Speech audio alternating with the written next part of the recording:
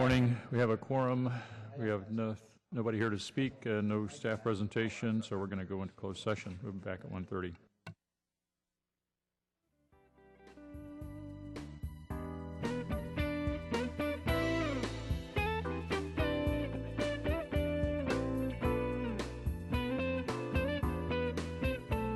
I'd like to call the San Jose City Council meeting to order. This is the meeting for February 25th, 2014.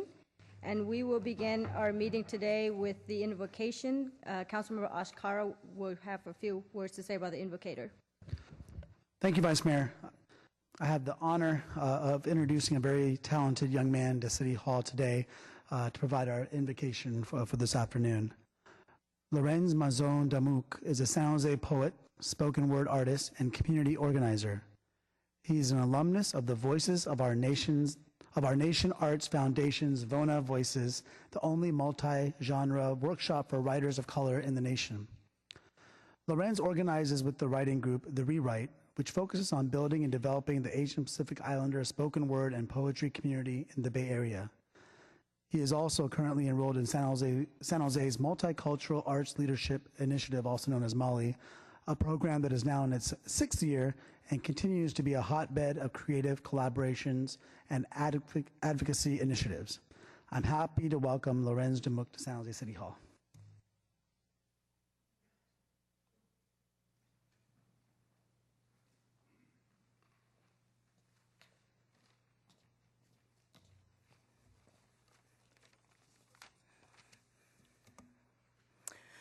When we demand for peace, when we work and fight to correct the injustices that tear our communities apart, or is peace these days simply an empty word we throw out when we are confused amidst the violence? Is peace simply a plea to make the world convenient again, back to a normalcy that doesn't require our actions, back to a normalcy where we can pretend everything is fine, even when we know deep down it is not? When we demand for peace, will we admit that we are hurting from the violence inflicted to our communities? How we mourn for Oscar Grant, Trayvon Martin, Jordan Davis, and the many other names whose death makes parents hug their children, fearing the world will judge them before seeing them. Weeping into their children's shoulders, because parents understand the value of their children's lives and how painful it would be that someone should see them as easily dispensable. When we demand for peace, when we speak up for the voices drowned out by the majority, we listen and give space for these narratives to be heard, such as our LGBTQ communities fighting for equality. Do we need them to be our family, our friends, our neighbors, before we feel a need to make their issues become our own community issues? Can we not just love them first before needing a reason to care for them? Can we fight with them in their battles, from the LGBT youth that feels excluded from the world to the LGBTQ adult struggling to exist in his life? When we demand for peace, will we meekly work for our communities that serves us, or will we dare unconditionally serve the communities that need us? From the impoverished struggling for better conditions, must we equate the impact of their tax dollars to the amount we will lend a helping hand? Must we value the life of a corporation's profit over the lives of the poor suffering in our communities? Must we numb ourselves from their existence when the poor are excluded from the progression of this city? Must we forget our hearts when the poor are told this is not their city? When we demand for peace, do we even have the capacity to imagine the world beyond the violence, beyond the hate, beyond the hurt? Will we dare love ourselves when the world tells us that we should not? Will we be kind and just, even when the world makes it easy to do just the opposite? Will we be brave to make the decisions to make this world better? Let us work to bring peace to this community. Our children deserve a world with peace. Our ancestors deserve a world with peace. We ourselves are deserving of peace.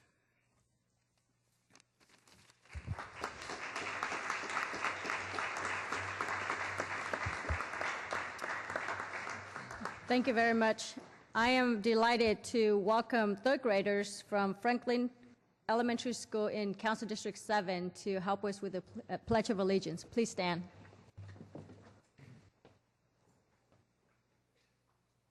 I pledge allegiance to the flag of the United States of America and to the republic for which it stands, one nation, under God, indivisible, with liberty and justice for all.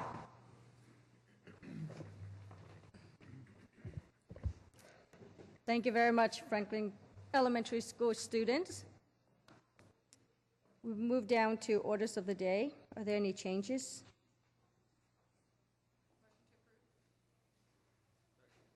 I have a motion to approve the orders of the day. All in favor?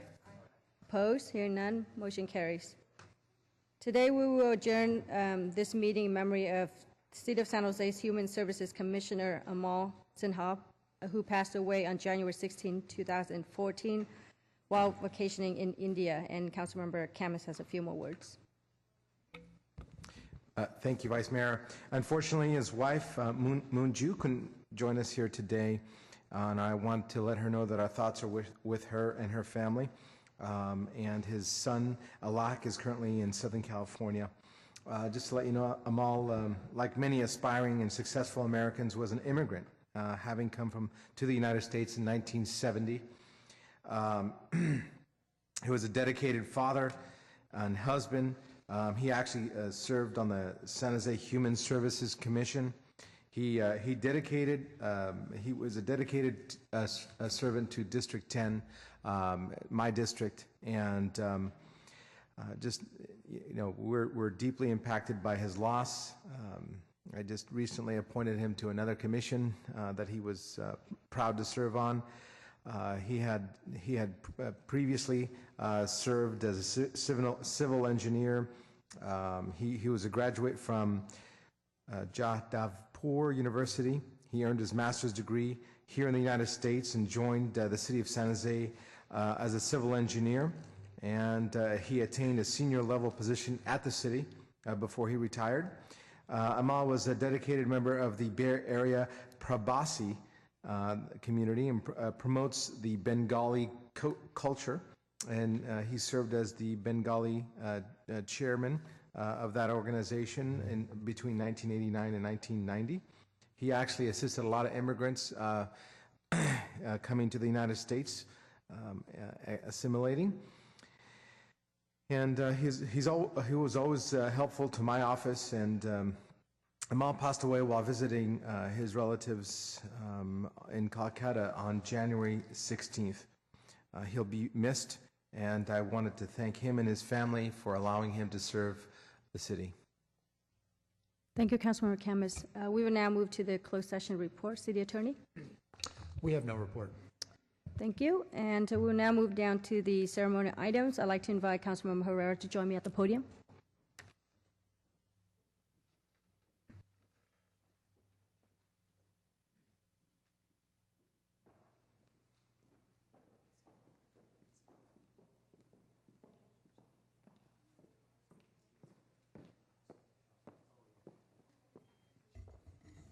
Today we are presenting a commendation to Palmer College of Chiropractic received by lead volunteer Dr. Nurse Cratchen, DC, for his outstanding work here in the city of San Jose for underserved communities. And Councilmember Rosa Herrera has a few more words. Thank you, Vice Mayor. And today we're honoring Palmer College of Chiropractic and Dr. Andre Knuskrissen for their incredible work. And he's got a few folks here with him, and I'll just acknowledge them right now. Kathy Isaacson, who's with the Ecumenical Authority on Housing, Captain Troy Ryoko, Command Station at Moffett Field, Sarah Gonzalez, who's the Executive Director of the Filipino Youth Organization, Angel Silong, FYC staff also, and Chuck Bastillos, Palmer College Director of Marketing Communications. So it's really my pleasure today to recognize and commend Palmer College of Chiropractic's community outreach clinics led by Dr. Andre. The services provided by these clinics are a vital part of our communities throughout the city who would otherwise not be able to afford the care. We thank Palmer College of Chiropractic, located in San Jose, and Dr. Andre, who is here today to accept the commendation. I would also like to thank Sarah Gonzalez and the Filipino Youth Coalition, who are here today, for nominating Dr. Andre. Kathy Isaacson from the Ecumenical Housing Association, one of the many organizations who partner with Palmer College of Chiropractic, and as well, Captain Troy Ryoko from Moffett Field, who works with Dr. Andre and Palmer College of Chiropractic for wounded warriors and military personnel suffering from PTSD. Palmer College of Chiropractic is a member of the South Bay community since 1980 and began their community outreach clinics more than 20 years ago. By partnering with community organizations and groups such as Salvation Army, the City Team Ministries, the Emergency Housing Consortium, and Ecumenical Housing Association, they are able to provide more than 3,500 patient visits a year. All the services through their community outreach program are free of charge, which equates to approximately $200,000 of complimentary care annually. Palmer College of Chiropractic prides themselves for servicing the underserved communities by providing complimentary health care to our city. In addition to Palmer College of Chiropractic's community outreach clinics, they also maintain a campus-based public clinic which provides quality chiropractic health care services managed by teams of faculty doctors and student interns. Today, Palmer College of Chiropractic's community outreach clinics are led by Dr. Andre. And Dr. Andre was born in Indonesia, later relocated to the Netherlands before immigrating to Southern California. He then moved to San Jose, where he attended Palmer College of Chiropractic and was awarded his Doctor of Chiropractic degree in 1984. Since then, Dr. Andre has been practicing in San Jose.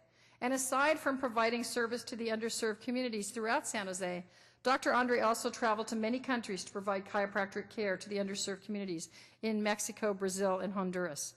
Dr. Andre's personal interests include training and teaching self-defense and archery. He also gives seminars and workshops to military and law enforcement, which he uses for the PTSD and for our wounded warriors, a project which Dr. Andre will continue to work on in the future. On behalf of the City of San Jose and all of the underserved communities Palmer College of Chiropractic has serviced, we thank you for your continued support and your resources to help make our city a better place to live, work, and play for our residents. And I would ask now the Vice Mayor to please present Dr. Andre with the commendation.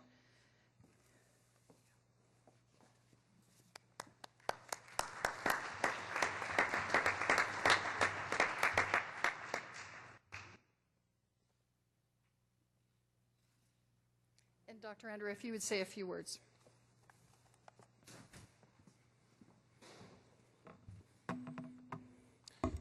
Well, this is indeed a great honor. Vice Mayor Nguyen, Council Member Herrera, Council members in the City of San Jose, I am honored on behalf of Palmer College of Chiropractic to accept this commendation. College of Chiropractic here has been in existence for about 20 years in terms of helping the community within our outreach system. The underserved population is a group that is also served with the work of the Ecumenical Authority on Housing, a group that was founded and integrated with the vision of the late Dr. Martin Luther King to make sure that, in his words, no one here is ever homeless. Working with different communities has been an honor for me. And of course, I would like to thank all of the patients who have entrusted their health care to myself and to all of the interns that I've been working with over the many years. Thank you so very much for this great honor.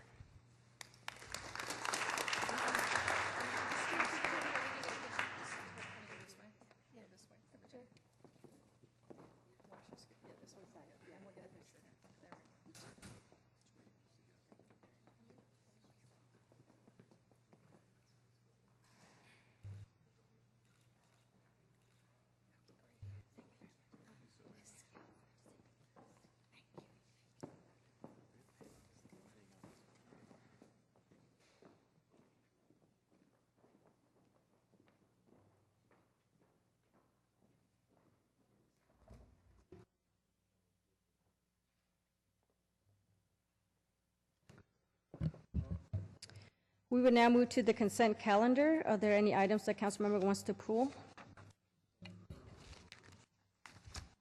Vice Mayor? Councilmember Liccardo. Thank you. I'd like to recuse myself from item 2.8, and I'd like to pull 2.10. Okay. Do you want to leave the room so we can vote?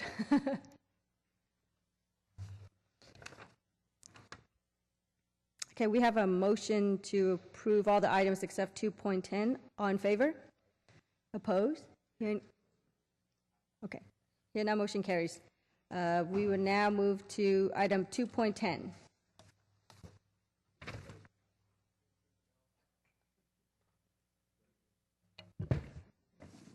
Madam Vice Mayor, I'm not sure if you voted on 2.8 or you voted on all the items except for 2. We voted on all the items except 2. Okay. Could I register a yes vote on all the other items on consent? Oh, okay, that's right. Yes. Yeah, that'd be great. Thanks. And then we're now at 2.10. Great, which you thank want to you. pull. I just wanted to thank the Department of Transportation team, Laura Shinsky and Hans Larson and everyone for launching this effort so successfully. It's great to see car share building momentum here in our city, and I move to approve. Okay, we have a motion to approve. All in favor? Opposed? Hearing none, motion carries. We would now move down to the report of the city manager.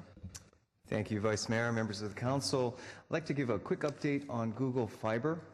As the council is aware, the city of San Jose was recently identified among 34 U.S. cities in 9 metro areas that Google is considering for its fiber system expansion. And it has certainly the potential to provide San Jose residents with internet access at extremely high speed. We're very enthusiastic about this opportunity and are looking forward to working with Google. This week, we had our kickoff meeting with Google to understand what's required in terms of their decision-making. They've informed us that it is largely driven by considerations of geography as well as infrastructure and the permitting process.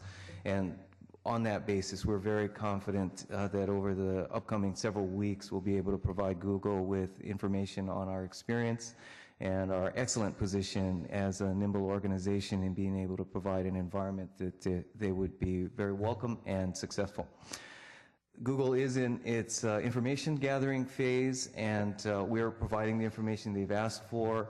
We will be setting up a page on our city website, sanjoseca.gov, where residents can obtain additional information as well as provide feedback to us. Google also has set up their own website, fiber.google.com, through which potential customers could also get additional information and subscribe for updates. Google will be making its decision over the course of the year and really has let us know that by the end of the calendar year, they expect to make their decision on the communities where they will be doing their expansion. And once again, we look forward to continuing the conversation and keeping the City Council updated. Thank you very much. Councilmember KHAMIS, you have some more questions? Well, that's very exciting news. I just had a quick question regarding the, you know, we have a very large city. Is there a scope of the work that that is being contemplated? Is it gonna reach my district? Basically, is what I'm asking. They've described it as a citywide project, and so we've certainly got some details to work through with them to understand exactly how they would approach it, but they have described it as a citywide expansion. Councilman Oliverio? And then quick question, is that going to be a wireless solution that they'll be going on the city's infrastructure or be underneath the streets? It's actually a fiber to the home program. Got it. And then so as this rolls out, whether there's a city dollars needed by government, that you'll be letting us know that? Yes, we will be providing additional information as it becomes available. Thank you, City Manager. Councilman Herrera? Yeah, I'm just curious about the cost in terms of fiber to the home, because we've seen a few companies not be able to proceed with that plan, and in fact choke on trying to do that because of the cost. So in other cities, I know that Google is working with Austin and some other cities.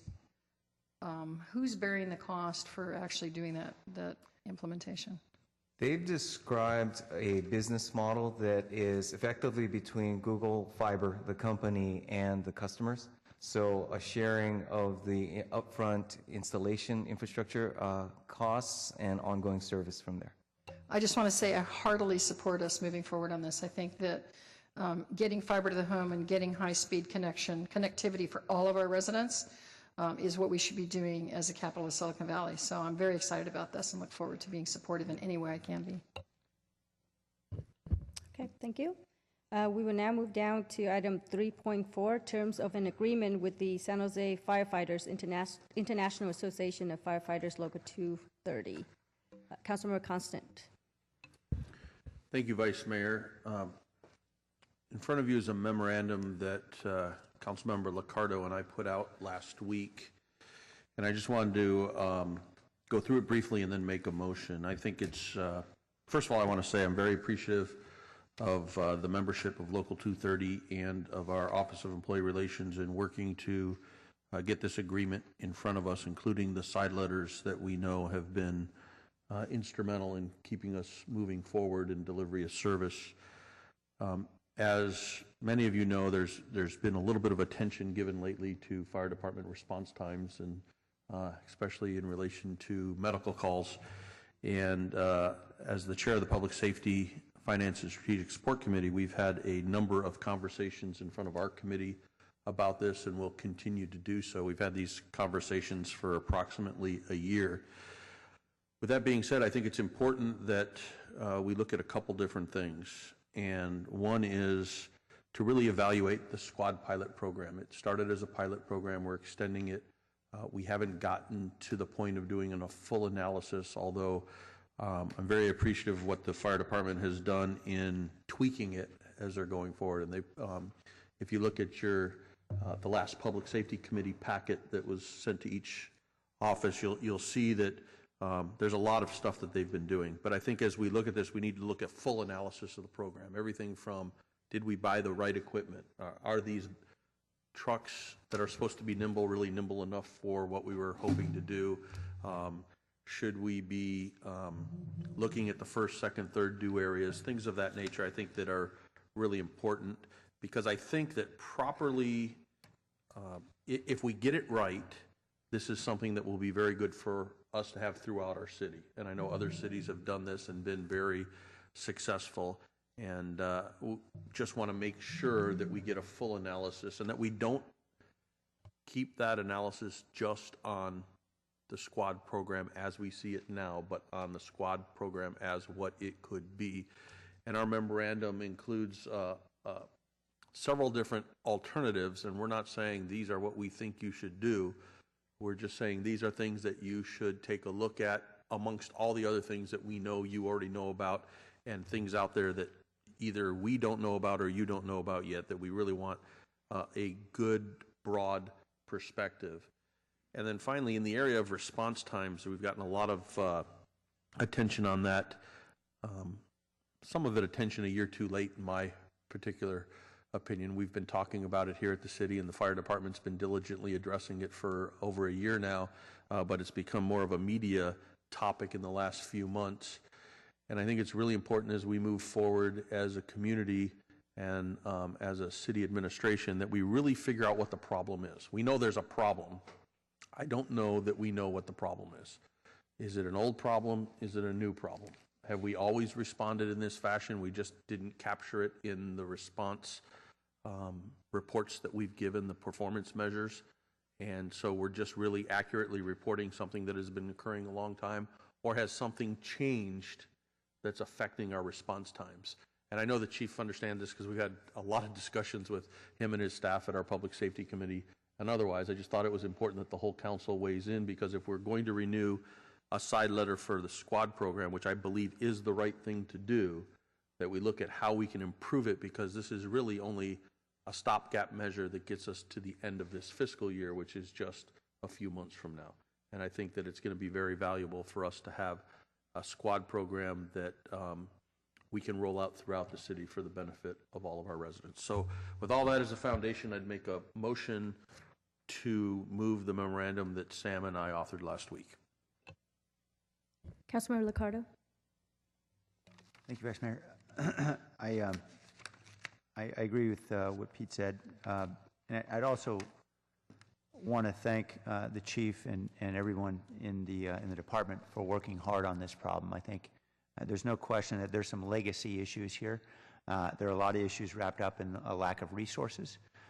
And there's a lot of problems that I suspect have been around a long time and that folks are now trying to get back and fix. And I recognize it's not easy. It's not something you do overnight.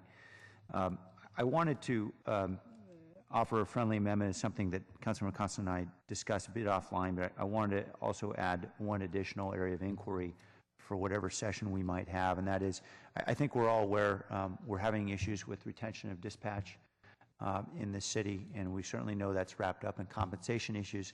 And there have also been questions about whether or not the sequential nature in which calls come for medical emergencies and going to police dispatch and then fire dispatch may in fact be adding to our response time. And I think it's worth an inquiry as to whether or not cross-training of dispatchers both can improve our response and give dispatchers hopefully an additional incentive to hang around with supplemental pay that comes with additional training and responsibilities in addition to whatever other pay we may be offering. So I would just offer that as a friendly amendment as to whether or not we could consider that at the hearing.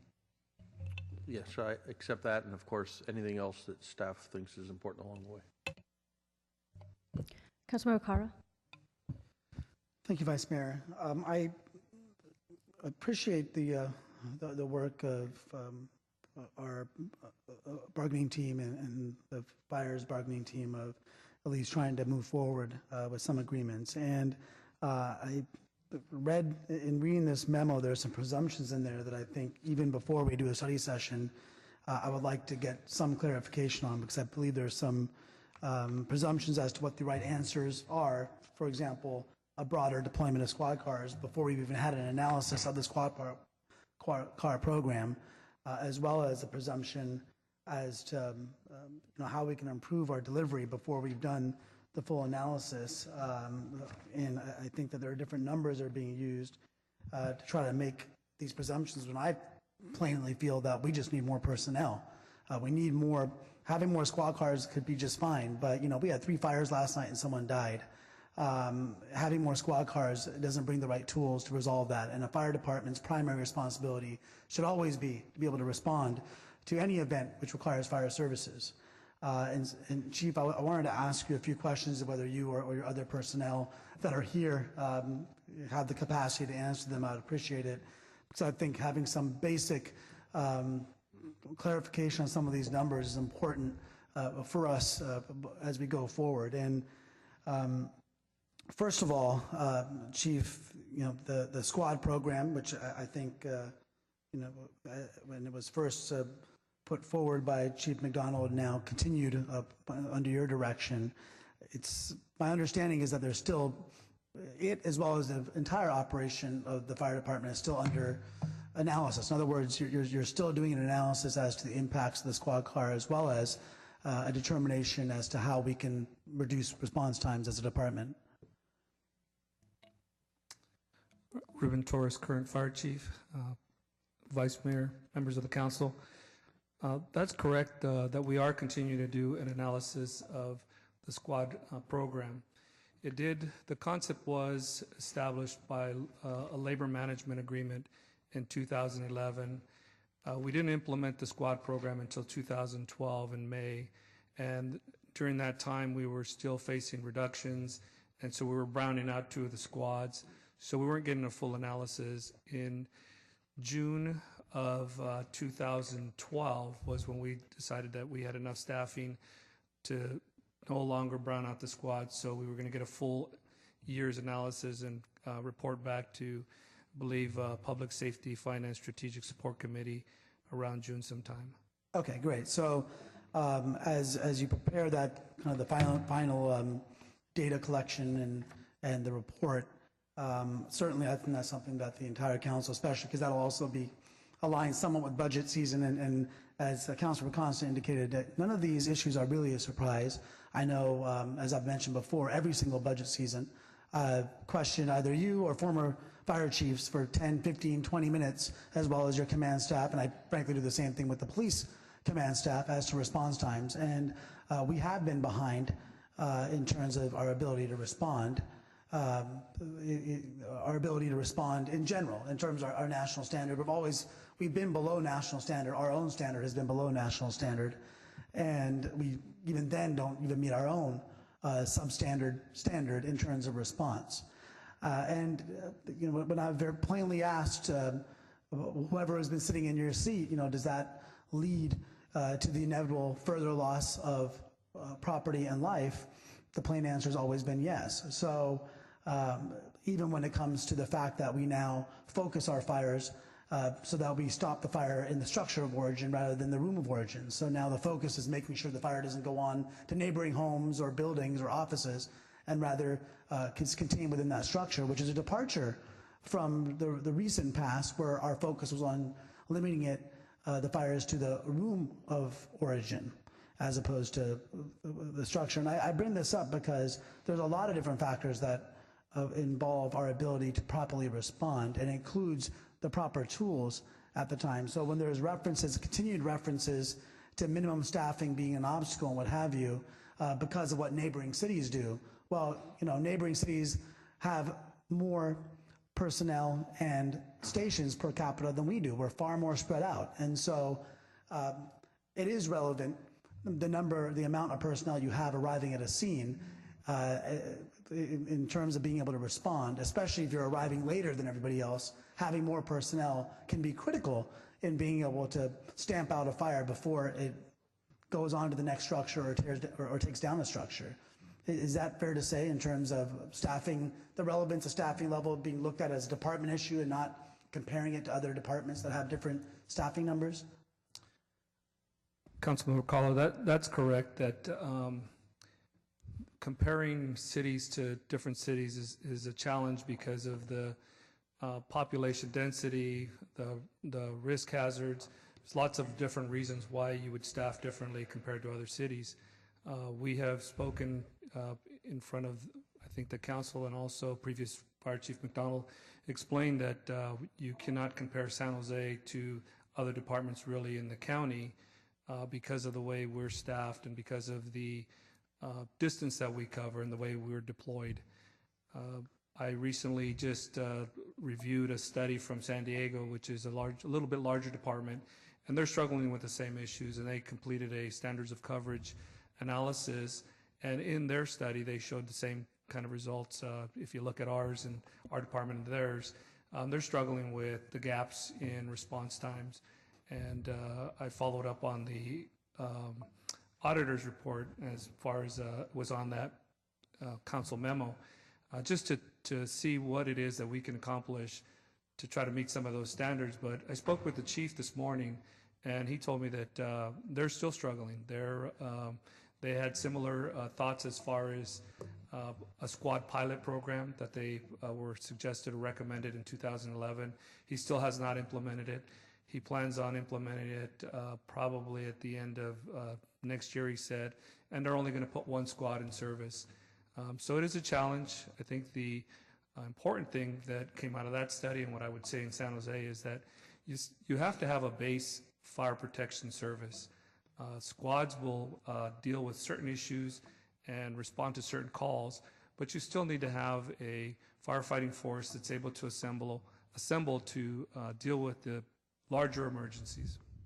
And I think it also speaks, when you talk about the different types of, and frankly, I mean, I think that I'm glad that you're in the process of doing the study and this analysis, because I want to know what your suggestions are, not what presumptions are as to what can solve the problem based upon your analysis. And I know you're still doing that, and that's part of the issue I have with the memo is there's some presumptions in there that a broader squad program will help deliver services better, when we just don't know that when you're still doing the analysis. Now, there can be a presumption, but it's not always intuitive when you're talking about fire service, especially because if you have some squad cars out there and then your fire personnel is spread out and now you have a call to a fire, well, that squad vehicle is not necessarily the right vehicle to respond to that fire.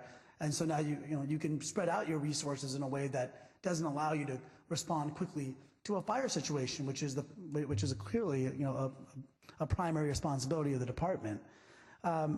in doing your preliminary analysis, and I know that it's still preliminary work, in 2012-13, how many calls did the department respond to?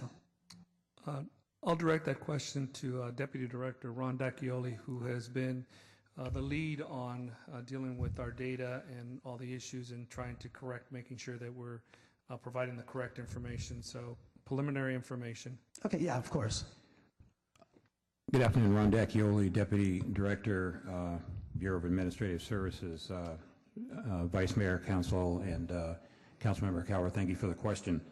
Our preliminary analysis, once we've got into the root source CAD data, and this will be validated, but we're very comfortable with it being a rounding error if it changes, is that in 12-13, the department responded to 77,791 incidents. Okay, so around 78,000. Now, yeah, 78,000 or so, just to round it off.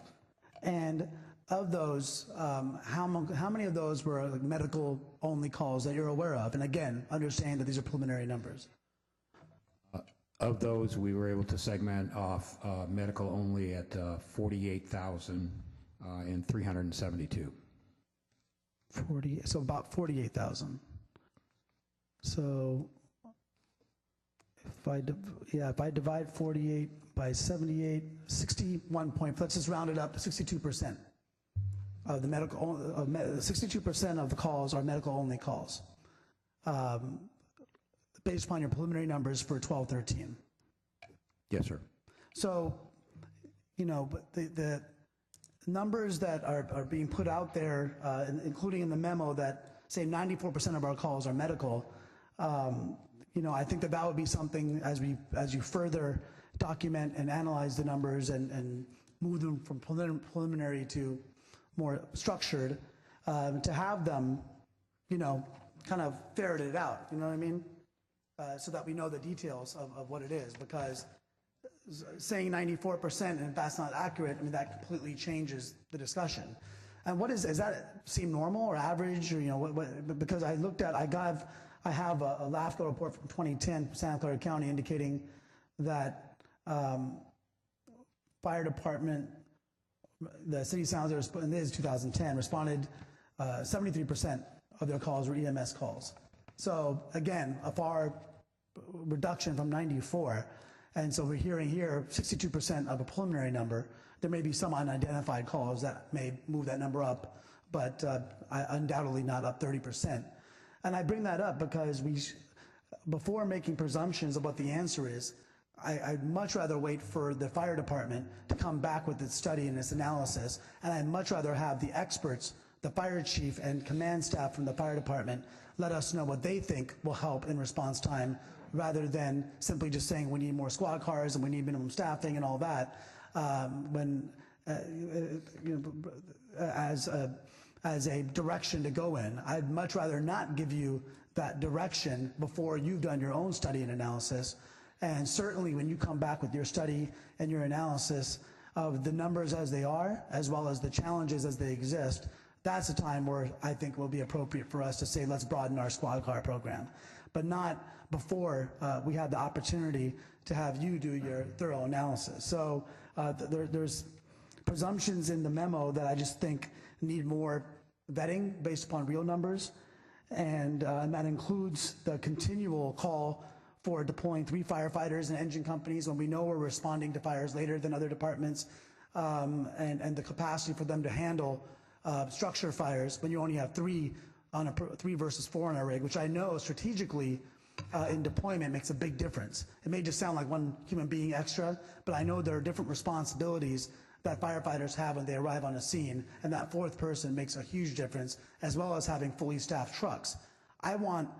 Chief, I want you to make the determination based upon your expertise and the expertise of your department as to when and if we should be reducing those staffing numbers, as to when and if we should be expanding squad cars. Certainly not before you've had the chance to analyze that yourself. And did you have I imagine, and look, we're all trying to figure out ways to get more, but do more with less, which is do as much with less, let's say. I can't do more with less. And so these are questions that should be discussed publicly and further analyzed. I just want to make sure that that we up here aren't coming up with solutions before you've had a chance to really examine the problem based upon the resources you have. And so I look forward to your full analysis, but I won't support a suggestion that we have to broaden the program before you've had a chance to examine it. And also offer your suggestions as to what we need to do to reduce response times department-wide. Vice Mayor, can I respond? Because I think we've kind of drifted from the motion here. Actually, why don't we just take it in order? We have lots of speakers, so I'm going to call in Councilmember Campos next. Thank you, Vice Mayor. Ash asked the vast majority of questions that were sticking out for me, but Chief, can you, or would you have this data as well if two people make up a squad unit and they report to a scene, do you have any data that would show when this squad shows up at a scene, do they have to call for additional resources to properly and effectively treat the situation, medical calls? Councilmember Campos, thank you for the question. That is one of the areas that we're analyzing as far as the effectiveness of the squads and then the outcomes when they arrive on the scene. If they're actually being able to handle the calls on their own, or do they need to require additional resources? I don't have that data in front of me, but that is one of the things that we were looking at. Okay, yeah, that would be something that that would help, I think, for all of us to make the proper decision. And actually, my whole list got asked before, so I'm done. Thanks. Councilmember Rocha? Thank you, Vice Mayor. Did you have any cards from the public to speak? Nope. None? Okay, thank you. I was looking for, well, as everyone on this dais knows, I'm very interested in study sessions and having some policy discussions on a number of different issues, so I'm supportive of this direction. I think what I'm a little bit uncomfortable with, and I'll get to that in a moment, is some of the, well, assumptions was a word used, but also statements from me. Let me start with the city manager. In this study session, getting some feedback from professional staff about the value of this, the scope of this, can I get a sense of what you folks see from your side for this, the scope of this study session, if you don't mind, please? Thank you, Councilmember. At last check, the timetable for completion of the fire department's SWOT analysis was to bring information together by June. In order to meet the study session schedule, we'd need to accelerate or provide interim information in time for the study sessions in May. So we're in discussion as to how we might be able to provide some analytical work that could be provided either on an interim basis or accelerated. And that's a conversation the fire chief and I are having at this point.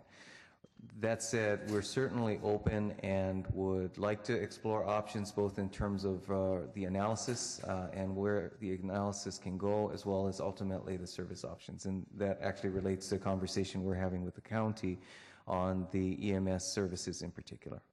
So in effect, as it relates to the study session, still something of an open question on what can be provided in what time frame. But that said, we would like to look at some options to be responsive to the council. Okay. And as far as the scope, I guess you didn't speak to that. I'm assuming you're comfortable with the scope of this, and also item D and 3D allows really for any other options. Is broad enough for you to bring any other items that you think might be relevant to this discussion, or additional items outside the scope of what's listed here? I do want to be really mindful as to the, let's say, limitations of analytical capacity at this point. And while, again, being open to options, our ability to slice and dice data in a way that would provide very meaningful information on a variety of service options, I do believe is somewhat limited. So I'll leave it to the chief to expand on that, but quite frankly, I want to manage some expectations as to how much analytical work would be done in prep for a study session. Thank you, and that's very helpful, and I sense a sense of hesitation about the ability to do this by this timeline and the amount of information, I guess, and I'd much rather you say that here on the dais than find that out at a later date, so I appreciate you're trying to respond to the council direction, but also trying to be mindful, as you said, of setting expectations. So in terms of the timing, ask my colleagues who made the motion, given that, is there an interest in allowing some flexibility for the city manager and the fire chief to take a look at this a little bit longer and give us a sense? Because I'd rather have it done right than halfway right and then have it in front of us and really not ready for prime time in terms of our ability to provide any meaningful feedback and incorporate it into any future budget deliberations, if that makes sense. Well, I think this council has always been flexible, and when staff gets back to us, when we ask for 90 days and they need more, that we accommodate them. My concern, and always? Okay. Well, I didn't say always, facetious. Most of the time. My concern is with May and June is, quite frankly, the budget. And we're going to be making decisions in the beginning part of June that are going to lock up the funding for the fire department for the next 12 months. And this is a critical issue for our community. And I know that it requires a lot of work. Personally, I think that if we need to bring out outside expertise to help with the data analysis or whatever the case may be, that should be our priority, and being able to be sure that we have enough information for the council to make an informed budget decision for the next 12 months. That's why the urgency, so to speak. Yeah, I can appreciate that. Absolutely. I guess the scope then of this, I'll ask the city attorney, and I'm all for piggybacking on items. I'm not the last guy to take advantage of an item and look for some other additional policy direction I may be able to squeeze out of it. But the scope of this action today, and some of that last suggestion by Councilmember KANSEN, again, which I'm not opposed to, is that within the scope of our authority today to suggest these kind of items, or would that, because I think if it's a separate agenda item, I'd like to have that kind of analysis also from professional staff of whether or not we can do some of the stuff that we're recommending here. And I take this as direction for the city staff to come back with a future date in a public meeting to have that conversation. So that's really the proposed direction. And again, I want to do this right and have the full discussion, because again, if we get half the information and staff's not able to put it together in time, then any kind of policy decision we make is just not going to be founded on good data, so to speak. And if they're not ready, then they're not ready. So I'd appreciate maybe to go back to the committee that you chair and give an update on whether or not they can meet these deadlines and how this would all be incorporated or the scope of it. I'm sorry, were you going to say something?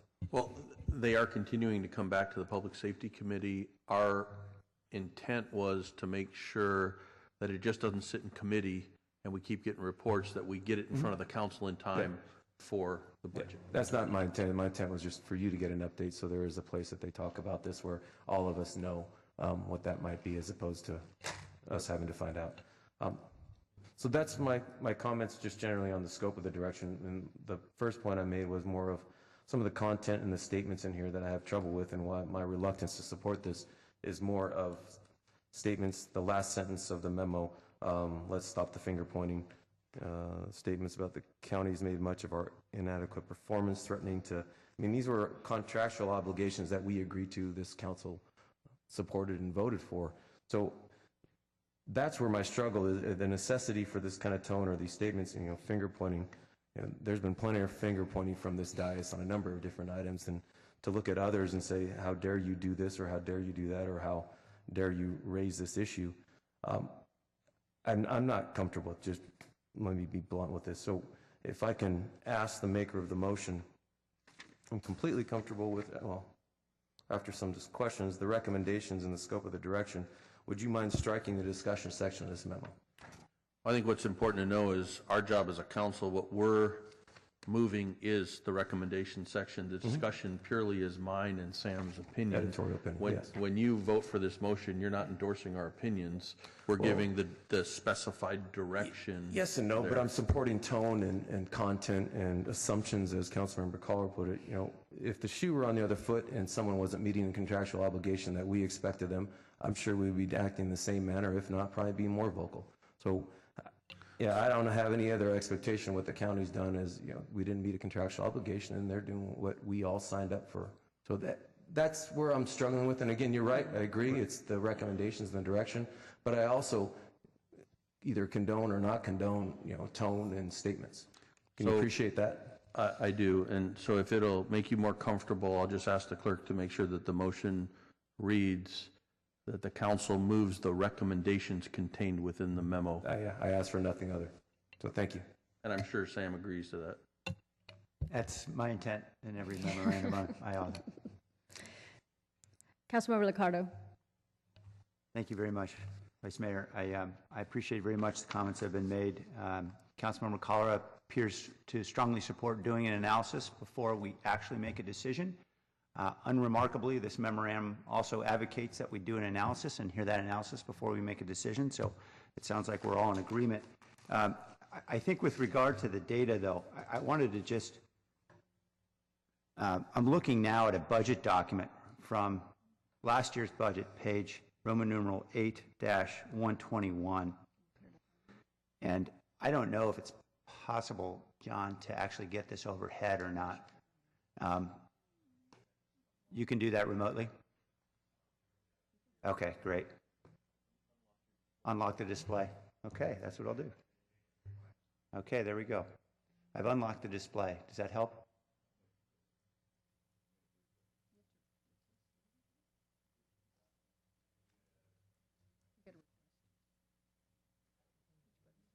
Yeah, what's the request button?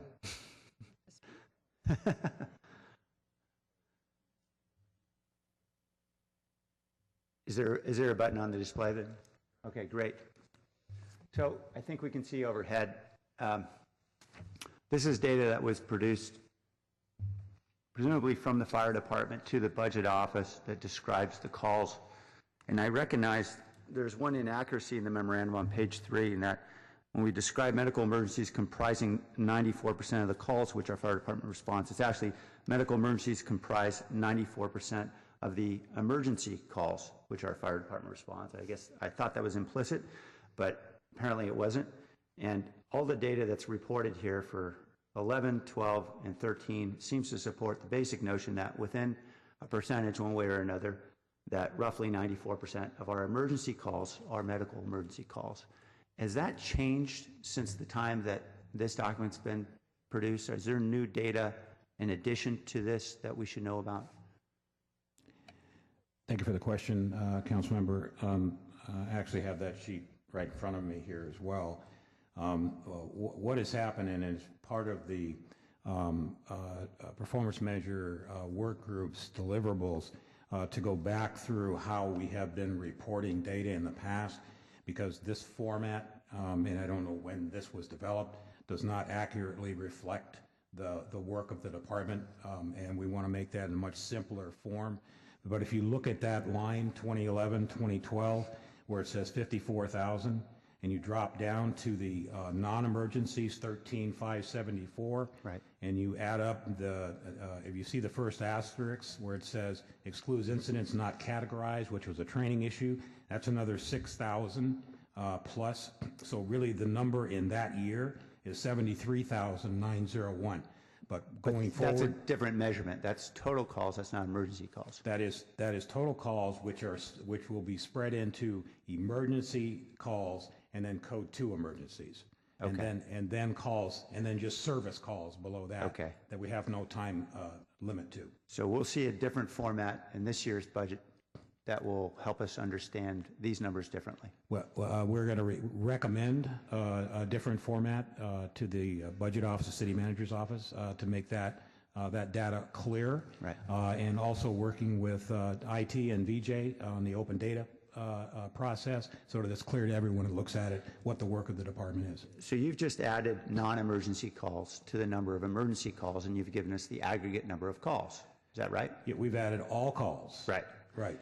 And if we ask the question, what percentage of emergency calls are medical emergencies, does that number change? No. Okay. The numbers that we were just talking about for 12-13, of the 77,791, 69,639 are emergencies, or priority ones we call code 3. So you're recategorizing what is an emergency call? we're not recategorizing it, we're accurately depicting what emergency calls are, because Right. we went direct to CAD data to see how many of those calls were code 3 calls. Right, but you're presumably more accurately doing it, but you're recategorizing what is an emergency or not an emergency, right? Because that wasn't the number you reported. That is correct. Mixed in with that number were some non-emergency calls. Mixed in with that lower number were just calls for service. But the emergency, the code 3 emergencies and the code 2 emergencies are all emergencies, but we're separating Okay. in where we go red lights and siren. Well, I look forward to a study session, and we'll hopefully have numbers that we all feel are, we can confidently call reliable. I'm sorry, Chief, you want? Councilmember Ricardo, I think that is when you sense the hesitation from the department in providing data. These are the kind of issues that we continue to discover. Looking at the data, we want to make sure that the council is confident with the information that we're providing and that we're depicting what an emergency is. When I look back at these numbers and ask the same question, what is a non-emergency? And it turns out that it's because we don't have a field that says that a vehicle accident on the freeway that would be called in as a rescue response doesn't have a place for us to categorize it there. So they call it a non-emergency, or they call it something different. We've been finding a lot of discrepancies that we would say, okay, how did this number get there? So as we clean the data, as we go back and look at them, we're looking at individual numbers and fields and making sure that everything is accurate. So what you'll get from us is solid numbers that you can be confident that what we're describing has more detail to it than putting a bunch of numbers together and just kind of give you an overall aggregate. Okay, well, I look forward to that. I know that's what the study session's about, so I look forward to getting more information. Thank you very much, gentlemen. Councilmember Constant? Thanks. I think Don clarified what I was going to say, and that's the difference between the recommendations and the action of the council and the opinions contained therewith. Councilmember Herrera? Thank you, Vice Mayor. Thank you, Chief. I want to thank Local 230 too for the underlying agreement we're voting for here today, achieving that agreement. So I think it's very good moving forward. And just to make a couple comments and ask a question about the other topic that's overlaying this, my main concern is just that we respond to our medical emergencies. I think that that's the concern for all of us up here, and I'm sure the fire department and the county as well. We want to make sure that we meet the needs of our residents and that we have a timely response to those medical emergencies. I think that's really the thing we're all working on. We serve the same residents, whether we're at the county or in the city. We're serving a lot of the same residents, so that should be the focus. In terms of looking at the squad car deployment, and I'm very interested in this because I always think it's good to try to use the appropriate type of tools to deal with the job, and certainly, logic just sort of informs you. You're thinking, well, if it's a medical emergency, you probably could use these smaller cars, and I appreciate the fire department's willingness to look at this as an experiment, as a deployment. I guess my concern is, looking at the memo, I think a good question is raised as to whether or not we have enough of them out there to really do a good test. I'm interested in, does this work?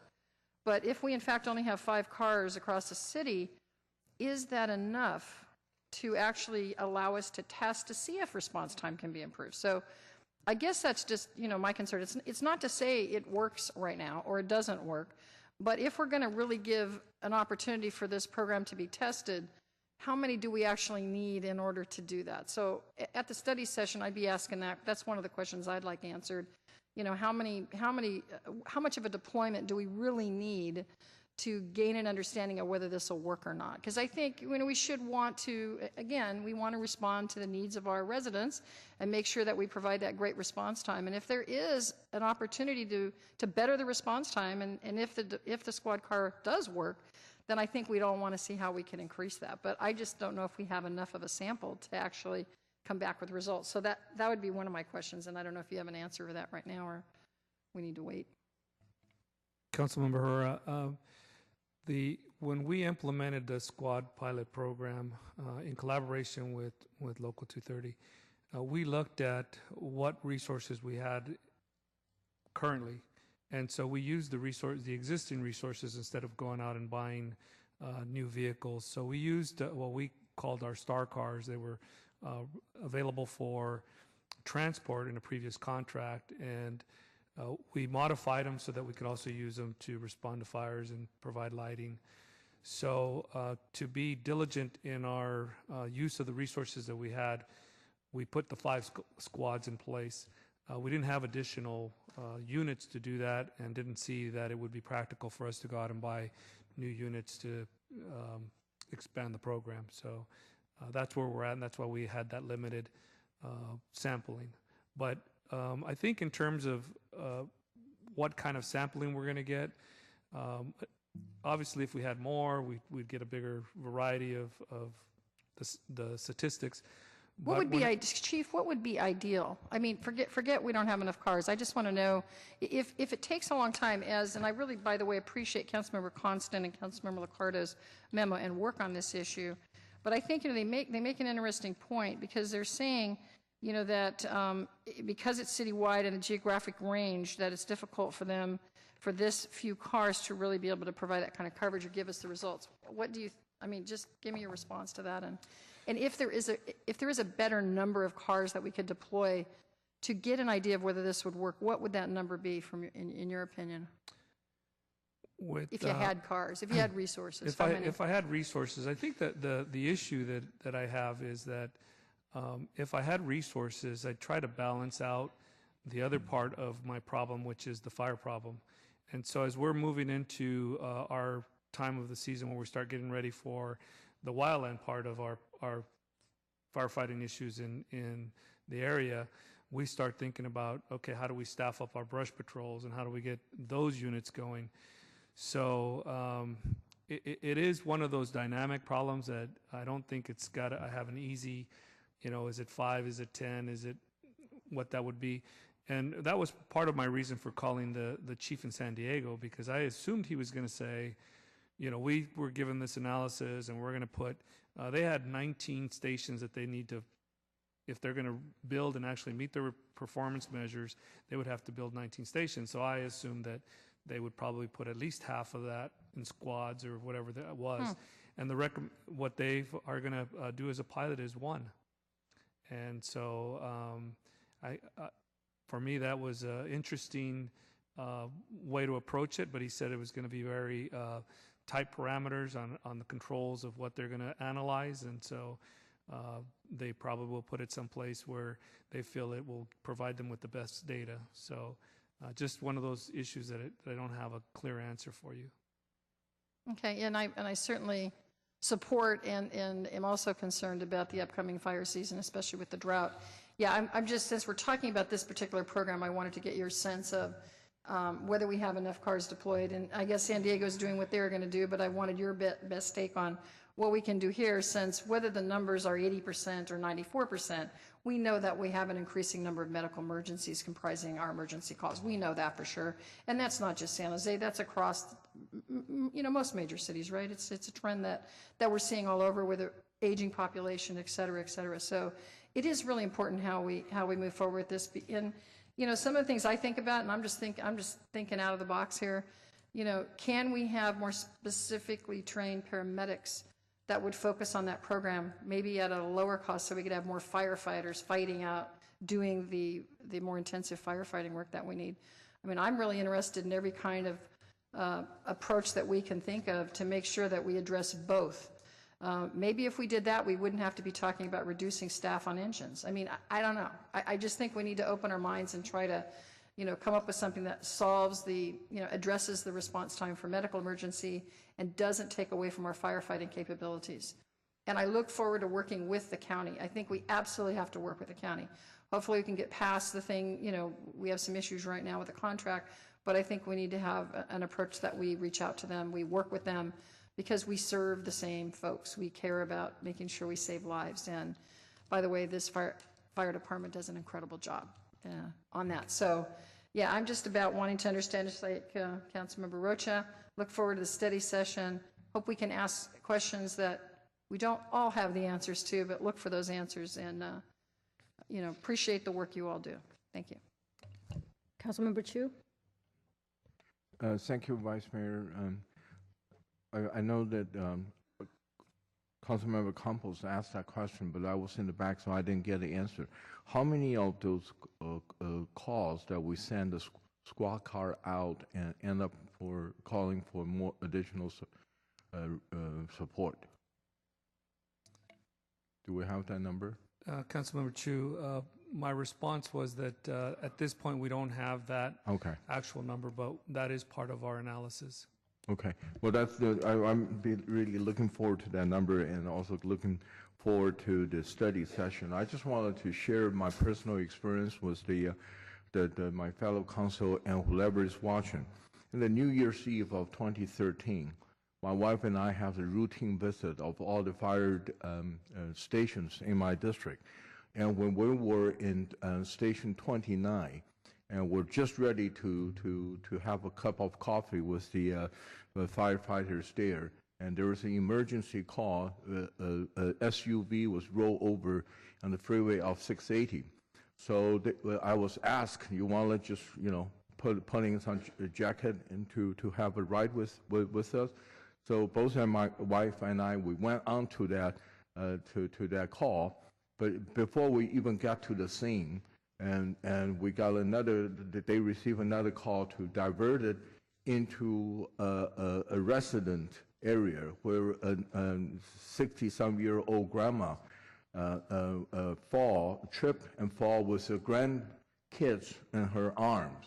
So we end up diverted into that call in the residence area. And that made me think that if we were on the squad car with two paramedics or whatever, how can we handle that call with the response time less than the 7 or 8 minutes? And because once we got there, the street was kind of narrow.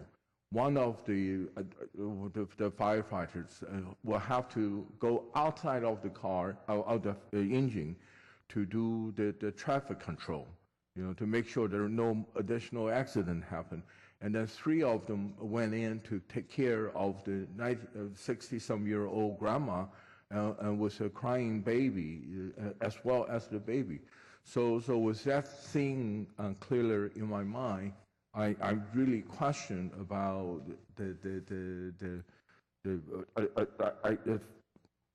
3 car or the squad car's ability to handle some of the emergency call. But I'll look forward to the study session.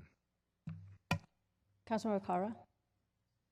Thank you, Vice Mayor, and I appreciate the comments that everyone has made and kind of the discussion that's occurring kind of as a pre-discussion when the fire department and the chief actually have an opportunity to answer some of these questions. I think that some of the questions posed are somewhat unfair in that only that you're still doing your analysis and you're being asked very specific, direct questions. And I do appreciate the fact that it's clear that the discussion section of the memo is not being endorsed by any vote, because I think there are, as I stated, presumptions in there, even with the updated numbers on the priority 1 calls of 69,000 out of the, and 48,000 be medical, that's still at 70%. So we'll see what the numbers are when they come to us. But I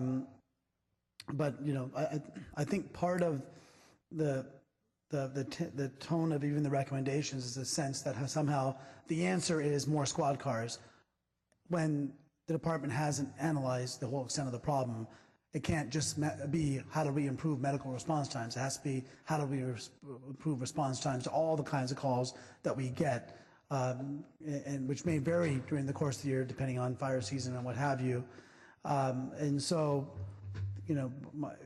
Chief, do you have a recommendation today regarding squad cars yet, or is this something that you need to do more analysis on?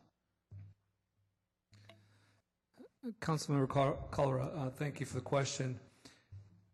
When we first implemented the squad cars, it was very specific why we were trying to look at what types of calls they were going to go on. My sense is that because of the level of base service, what I would call base fire protection service, we have some challenges in that area that we need to address also. So having engine companies and other things that I believe, are basic services for the fire department. I think that's an important thing to keep in mind. Do the squad cars provide an additional service that we can utilize? I think that's what we're trying to come up with the answers for. I believe that although often it is described as, well, you have 4 people on an engine and they're responding to a medical call. My experience has been that, as Councilmember Chu pointed out, is that it's actually a model that is used across the country that's efficient, because now you have 4 people showing up to all calls, not just specific calls. They have a ability to engage in all risk emergencies, which is what our department really is. Not just strictly fire, but we are an all-risk department, and we go to rescues and hazmat incidents, and so it is not uncommon for an engine company to be at a medical call at one instance, and then at a fire call within the next hour or so, or diverted. So I think that's part of the challenge of when you're trying to augment a system to deal with the medical calls issues, and you still have a large amount of technical emergencies that require a lot of resources. And I think that's part of what I'm getting at, is if you're at a medical call and you have, the county EMS gets there after you stabilize the situation or whoever may be injured, and at that moment in time, you can now get a call to a fire or some other incident. Having 4 on that rig can be very relevant to being able to get to that incident on time. And given our staffing levels, we may not have the luxury of thinning out our department that much, given the fact that you don't know what that next call is going to be. And so I think that that's where a presumption that more squads is the answer is not one that I've heard from you. And so I'm more interested in what you have to say and what your department has to say after the analysis, not what the presumption is in the memo. So I think that's really where I think my frustration is more than anything, is that giving a presumption of what the answer might be before we have all the data. But the Councilor Constant, LICCARDO's points are well taken, that they're certainly waiting for your full report on it before we move forward. And so I just want to make clear that there's more to it than simply we have X number of medical calls, so having X number of squads solves the problem response time, because we have to understand that when those fires do come, or those other incidents that are outside the realm of fire and medical that you respond to, that we have to make sure we have all assets available and that they get there on time to prevent a far larger disaster. And I think last night's a perfect example where I'm sure the department was very spread thin in certain parts of the city, where you have 3 fires during the course of one shift. And on top of that, still had the medical calls, I'm sure, that are routine during a shift. And so I think we need a more comprehensive view rather than saying one way, this is the way to fix it, or that's the way to fix it. And that's what I'll look forward to. Councilmember Liccardo. Just, Chief, I recognize you had some conversations with the San Diego Fire Chief. Do they have any data yet, or are they just starting their pilot now? They don't have any data, and they're actually, I asked them when they were going to get it started, and I think he's looking for it to be started in their next budget cycle. So for whatever reasons, they haven't been able to move their pilot program off the ground. We've done a very quick search, and we found very short amount of time, a half dozen cities, from Portland to Phoenix to Tucson, that have done these pilots and do have data and results. And would you be willing, or your staff be willing, to consider information we can provide to the department about what the results seem to be with the use of these squad cars? Councilmember Liccardo, absolutely. I think that one thing that I'm proud of our department is that we're always open for information. We're looking for best practices. We welcome the questions that are asked of us. I think that it's important that the community knows, and that you're confident that we're always looking for that end result of what's the best service we can provide to our community and provide public safety and safety to our firefighters. So if there are best practices out there, we're always open to looking at the data or looking at the information. Great. We'll send your team an email. Thank you. We have one speaker card for this item. Robert Sabian.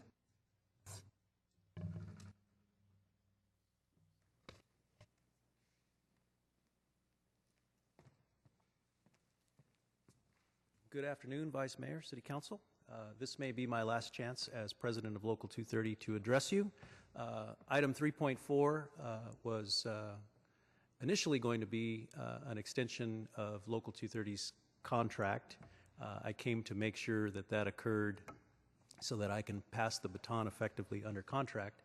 I hope that does occur. With regard to the other issue, I'm somewhat a student of process, and I'm very concerned that we are looking today at a very prescriptive memo that seeks to evaluate a solution. And what concerns me most is that as I get feedback from virtually all the members of Local 230, I can tell you that I know of none who would recommend this course of action. And so the 650 members of my local who respond to 77,000 calls per year and growing are not in favor of going down this road. They've identified some needs that this fire department has. There are wide gaps in many areas of our all hazard, all risk service, and this is not the avenue that the men and women of this fire department would recommend that we pursue. I think that's a very important data point for your discussion today. Thank you very much. Thank you. Councilmember Oliverio? Thank you, Vice Mayor. The underlying motion is to approve the contract, and as in the lost contract, I don't have really an issue of compensation. I have an issue with the minimum staffing rules. So with that said, I look forward to the study session to discuss these topics further, and topics that I've been talking about for several years.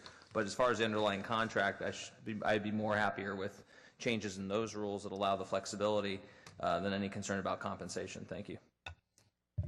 Okay, I think that concludes the comments and questions from the council. So we have a motion with the friendly amendment offered by Councilmember Liccardo. All in favor? Aye. Opposed? Councilmember Oliverio opposed. Councilmember KALRA. And Councilmember Campos. So that would be 8-3. Motion passes. Oh yeah, the mayor's not here. 7-3. Who? Who did you say? We will now move down to item 4.1, the Internet Service Incentive for High-Rise Vacancy Downtown Buildings Pilot Project. Councilmember KHAMIS needs to recuse himself. Yes, I have to recuse myself. I have a business relationship with one of the building owners, a long-standing one, and I want to recuse myself. Thank you. We actually have one speaker card, so I'm going to call on the speaker now. Jerry Wong.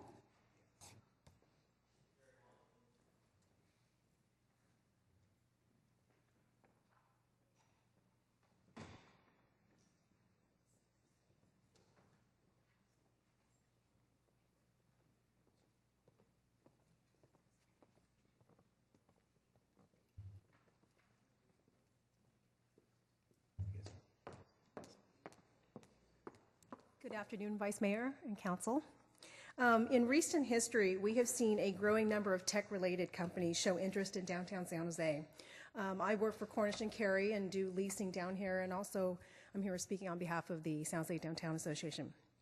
So with those requirements comes a new set of space needs for these tech companies. At the top of the list is fast, reliable, and affordable internet service.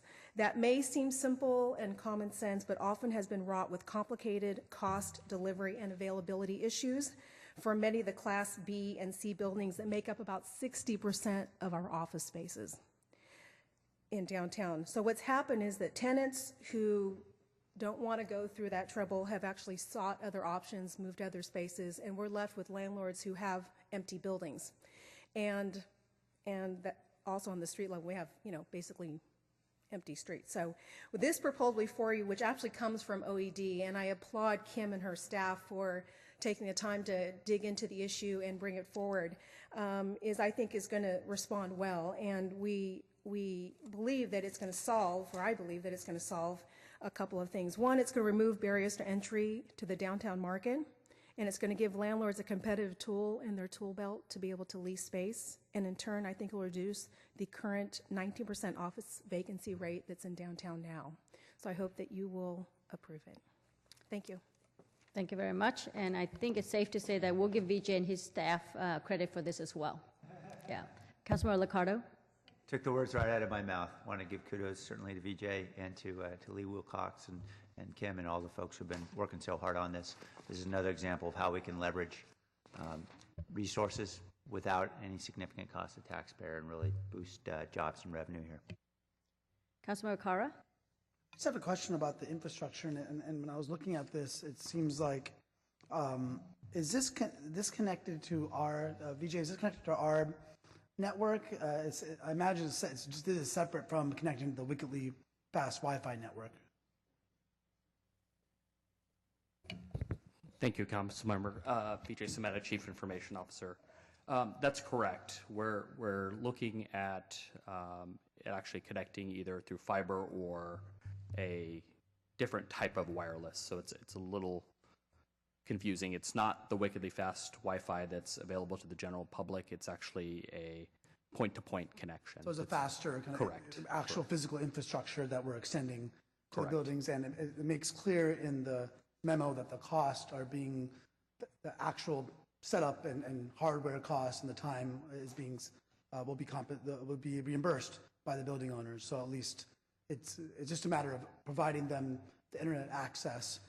They cover the cost of us installing it, doing the physical installation, and then after that, they have the opportunity to take advantage of it to attract more businesses. Correct. So to clarify, the direct costs that are related to hardware, equipment, interior improvements that need to happen in the building, that's correct. There is some staff time involved on our side, and that's being covered by my own department's non-personal budget as well as DOT's. How much of the staff time, how much the cost is that? Let me get to the memo. That's about $1,900 in the Department of Transportation and about $6,800 in the IT department. Okay, so it would be great to see kind of what the end result is of this. In other words, do we see a market improvement in the vacancy rate and see a reduction? I mean, I think this is the kind of thing that could work in other parts of the city as well. Although I know that we have the infrastructure downtown, that's ours, and we may not in other parts of the city, but helping maybe, you know, a collection of smaller businesses, helping them get wired up together so that they can share the infrastructure costs with it. I mean, being creative in other parts of the city where we certainly want to encourage the opportunity for vacancy rates to drop. And so this will give us, I think, a good kind of pilot, kind of experiment, and I think following the data as to seeing the vacancy rates will be helpful to inform us to see if there's an opportunity to do this in other parts of the city as well. Thank you. Councilman Oliverio. VJ, if you were in one of these buildings and taking advantage of this opportunity, would you use this as your primary connection or as a backup? The IT director says primary. Yes, I would. And then otherwise, and just like any other organization, people will provide their backups through other means to always be connected. Correct. And the intent of this pilot is to actually provide some redundancy, which is why you see some of those details like fiber and microwave or wireless. It's to provide a backup. We actually have 2 providers, and the goal of this pilot is to provide 2 redundant paths one to each one of those providers. And you already select the vendor that it might be that connection that you mentioned that will be different than the wireless one we have today, but it might be a different vendor for that? So the ISPs have already been selected. We went through an RFP process or a quote maybe 2 years ago or so. And it's, as we prepare to do our own cloud initiatives, this is a happy byproduct. Great. Thank you so much. Thanks. Councilman Herrera. I just want to commend VJ for this kind of out-of-the-box thinking, because I know this came from you. This is your idea. I don't know, quite a while ago, actually. And so I just think it's really great. It just makes me really happy that you're our Chief Technology Officer. Look forward of more to come. And this is going to be great for our businesses. I think this is where we want to get. We need fiber to every business, to every home in San Jose.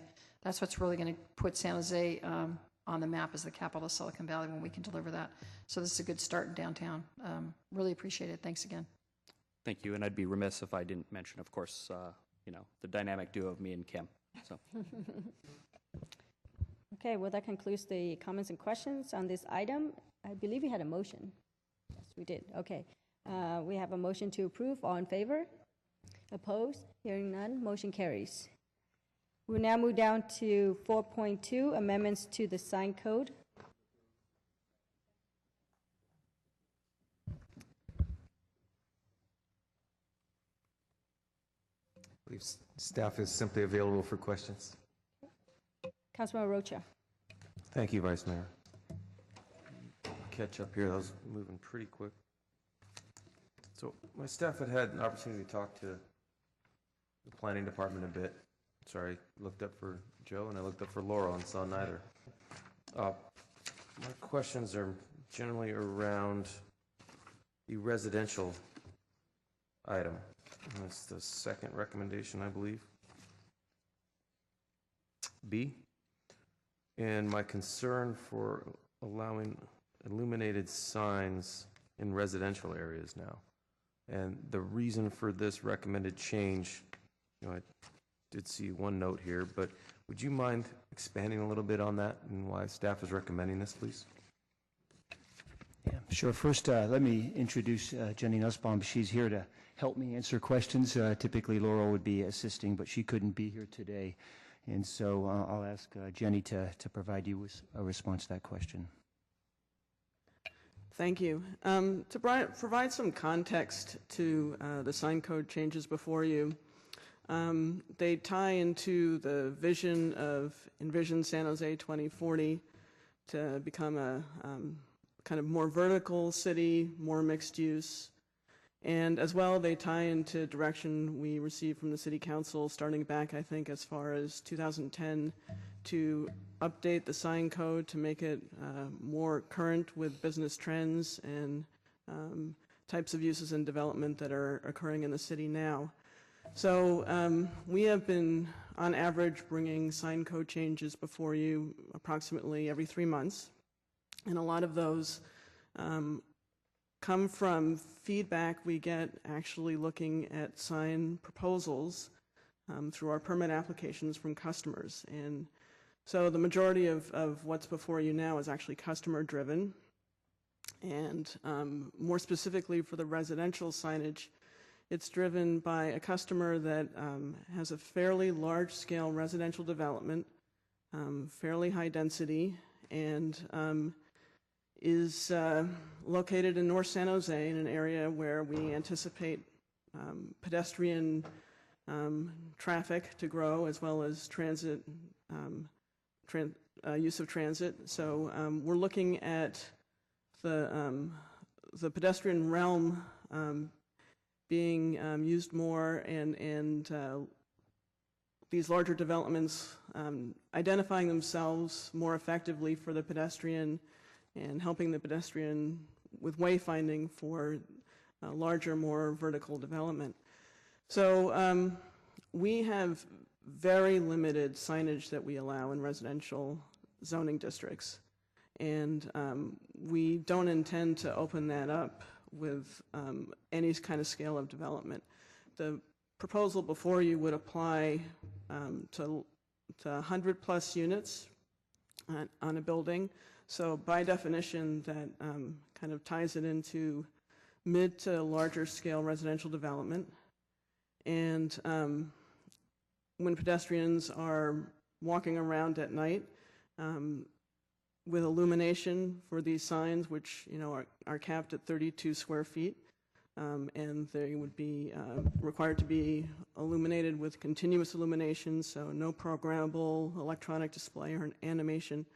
And the idea is that they enhance the identification of those residential developments. And then the rest of the provisions are related more to non-residential uses that could be allowed typically through conditional use permit on residentially zoned parcels. In both the case of the 100 plus unit developments and these non-residential uses, The developments themselves involve typically a lot of discretionary review and public involvement, public hearings. So a lot of the design issues get worked out through that process, and even kind of noting the placement, if not the actual signage, is often in those developments. So we don't anticipate there'll be a lot of surprises with the signage. And with that in mind, we were thinking that as well, with home-based occupations becoming more the trend, that by allowing or clarifying that window signs are allowed in residential developments, we could enhance more of a mix of employment in these residential developments, kind of on a home sole proprietor type of basis. So that's the thinking, and staff is available for additional questions or comments. Thank you. Thank you. And I appreciate your work on this.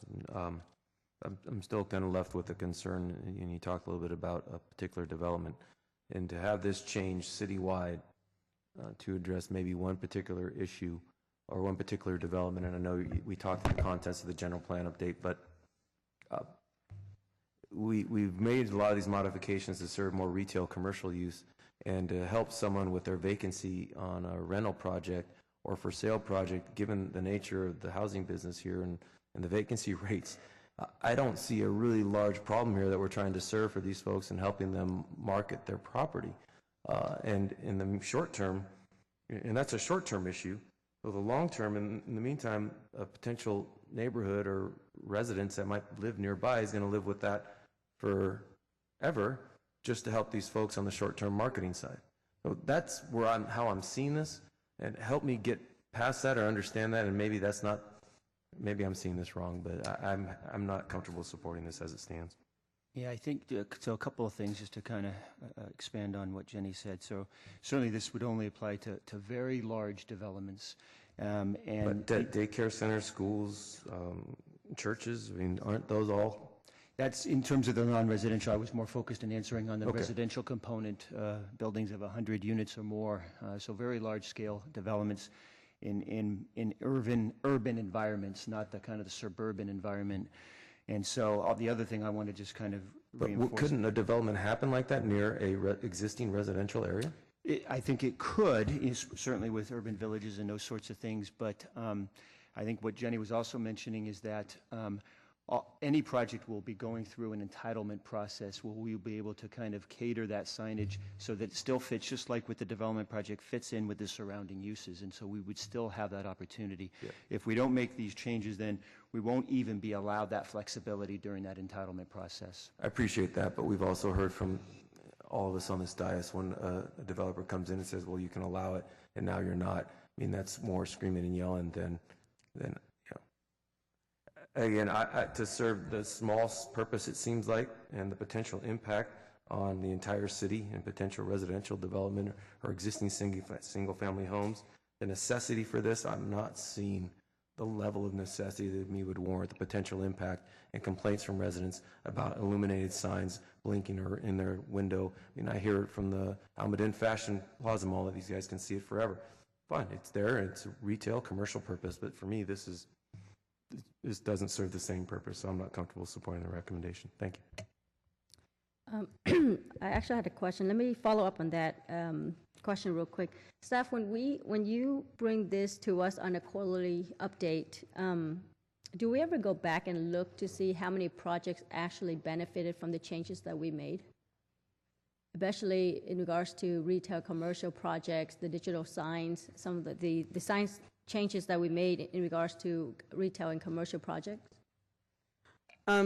Yes, we've been looking at it mostly anecdotally, but it would be fairly easy through keyword searches in Amanda and talking to our permit center planners to get more of a reliable amount of data on it. I mean, in general, the response has been favorable from our customers. We do try and find that happy balance between being a little bit more business friendly and at the same time not having conditions set up for visual blight or a cacophony of signage. So that's why we did receive some public comments the comments are actually from one of the customers, the residential developer, who has said we haven't gone far enough. We have been working with that particular applicant for several months and did reach a compromise that we have presented to you that he said, quote unquote, he could live with. But if you looked at the email correspondence that was distributed to you today or yesterday, he would actually like to see us go further, and he represents a fair number of developers of that mid to larger residential type. Thank you. And I would agree with that. I think for many, many years, this city has been focusing more on lifting restrictions on our sign code. But I think that in the last year or so, we have been more encouraging more signage in the city of San Jose. And I think that's the direction that we ought to keep on moving toward. I think these signs, at least the ones that I've seen in my council district in regards to the retail and commercial projects, have been very, very helpful. And I think that if there is a way that we can actually survey people to see if signs actually bring in more clientele, more customers, I think that will give us a better scope of whether or not these changes have made great improvements. I think they are. I think it's great just to drive around, especially at night, and you know, when you can't find certain places, certain restaurants, that there are signs that are bright and vibrant that really shows you where you know, where you need to get to.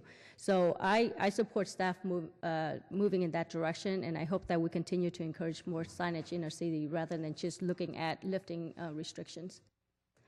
Councilmember Constant.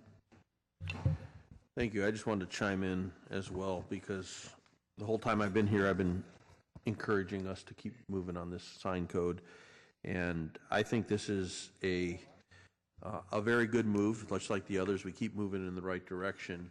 I understand Don's hesitancy, especially where it comes to single-family residential, but I think what's important is this is really clear that it's only for buildings located in an employment growth area, and we have to look at areas like North San Jose, like Stevens Creek Boulevard, where we know that we're likely to have a lot of dense housing go into the villages as they build out with their commercial along Winchester Boulevard. There are areas where we're going to have these bigger complexes, and I think the signs will not only provide great value to the developers, but also to the residents in the area, just the vitality that we see. We're all familiar with Santana Row. Santana Row's signs, none of them could have came under our sign code. We had to create a special sign code district just for Santana Row. And when you look at it, if you were to just go by the measurements and put them on a piece of paper and say we're going to allow X number of square feet thin sign on Winchester Boulevard, however high that one is from the old Courtesy Chevrolet with neon changing at different times, you would think, oh my God, this is going to be outrageous. But when you go there, given the area it's in and given the projects that there, it fits in very well. And when I think about this particular section on these dense residential units, I think about when we go to visit other cities and other downtown areas, and you will see nicely lit signs that show what building that building is, and it gives a sense of place and a sense of direction. I think it's also important to know that we're talking about one of the provisions of this is the flexibility in the placement of the attached signs on buildings greater than 100 feet in height above grade, which I might note on the recommendation memo, it says under A it says length, but we mean height there. The ordinance is correct. And that's really important. I had a building actually in District 6, but right across the street from District 1, where they struggled to get tenants because they couldn't get their signs because we had no flexibility in height on where those signs went. And as soon as we were able to provide some flexibility, they leased 3 floors of a building that had been vacant for quite some time. So I think it's really important for us to continue to liberalize our sign code. It hurts me to say liberalize, but in the context of a sign code, liberalizing our sign code and continuing to provide flexibility as we move forward. So I'm glad we got this. I hope we can squeeze a few more updates in before I'm gone in 10 months. Councilmember Herrera.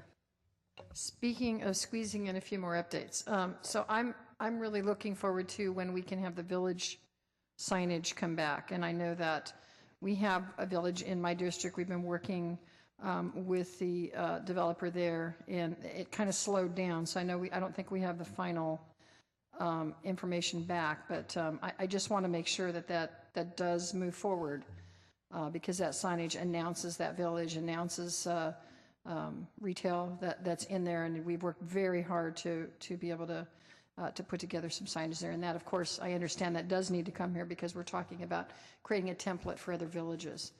It is near residential areas, so it's going to be very important how it's designed. But I'm looking forward to that piece because we've been working very hard on Evergreen Village Square and everything that's working within there, getting different developers to work together to create the possibility of this joint signage. So I'm very excited about that, and I hope that's on your roadmap or somewhere in there. I've been working with Joe for a long time on that. Just want to make sure it comes back. Did you have any comment on that one? We assure you we're not going to drop the ball on that. Okay, so hopefully when do we think that's coming back here? I don't know. I know we are working toward an urban village study session, and so maybe we can provide an update at that time. Okay, so there's no, when is the next time sign code's coming back to council? We try and break signage forth approximately every 3 months. Sometimes when we're working with customer-driven requests, we time it to make sure that we are responsive to their needs, and sometimes that's a dialogue that can go on a little bit longer than sometimes anticipated. Thank you. Well, I can talk to you guys more offline, but I just wanted to not let this go by without bookmarking that particular sign requirement, because we definitely want to make sure that moves forward. And I just want to say I appreciate my colleagues' support. I appreciate Councilmember Constant, who has been an advocate the whole time I've been on this council for the last 5 years for sign, and I appreciate that Bob Keefe's here today, who I know is a big champion for expanding our signage. And it's just really, it's really important because it not only, I think, as pointed out, it advertises our businesses, it announces them, it also is wayfinding, and you know, it really does have vibrancy. I think of San Pedro Market, and that's just one that comes to mind right now. The beautiful signage around our San Pedro Market, I really think that enhances, enhances the customer experience. I haven't done research on how many people have come there because of that signage. I think Vice Mayor made a good point. I think we need to get an idea of how productive this signage has been. Certainly anecdotally, I think it has been, and I'm glad we're moving in this direction. I'm happy to have been part of moving a lot of this forward over the last 5 years, and look forward to as Joe once said, I think he talks about being a work in progress, because it kind of, we didn't have a finite end to this, but certainly the village signage will be another milestone in our sign code update. Thank you. Councilmember Oliverio. Thank you, Jenny. I just want to say thank you for the very thorough and long explanation to the question. I think it explained it all for us, so thank you so much. Councilmember Campos. Thank you, Vice Mayor. I think we need to make changes to the sign code, so I just wanted to state that I think we need to continue to improve the opportunity to have better signage where it makes sense and where it's appropriate. What I am concerned about, just to carry on a little bit more what Don was talking about, is in what you tackled here, you tackled two pretty distinct sets of issues that, when I look at my district, are going to be interpreted the way someone wants to interpret them. And given that we don't have the code enforcement capability to go out and deal with it, we're going to be stuck with blight, and case in point, King Road and Story Road. Story Road does have some, way back when they were R18 designated, and then there was over time a little bit of whittling away of that just on the Story Road side to incorporate commercial uses. I believe the zoning was changed, and so you've got peppered in these residential homes, businesses, and just, folks that just wanted to keep their homes residential. And then you go down King Road, and that's R18. So and King Road is just as commercial in the residential neighborhood as Story, but it's R18. So given our own, I believe it's R18 unless we changed it. But given that, so if someone sees, goes to our own set of guidelines, drives down King Road, decides to open up a tailor shop or a seamstress shop or something on King Road. Excuse me. Right. Let's not go there. Or some type of business, and they go and they look at our regs and they go and they look at our zoning. Then someone on the street behind King Road on Orlando could say, well, geez, Orlando is a small street that has the same zoning designation. They'd probably think, well, you know what? I could have a customer drive-up type business as well. So I think clustering this in one staff report and not really dealing with 3 and 4 on the executive summary the way we should be digging into it and really, putting you can do this, but you can't do that. I think we're just asking for problems. And maybe the solution to the problem is for planning to go back to King Road and finally make a determination, do you want to create the same designation that you created on Story Road? Because at least there's no confusion there. If you want to just use your house as a house, you can. If you want to, have a glass shop or a haircutting business or a tailor shop, you can, because the zoning will support that. And it won't confuse the person on the pure residential street behind them thinking, well, I could do the same thing in my neighborhood, which you can't, and it wouldn't be appropriate.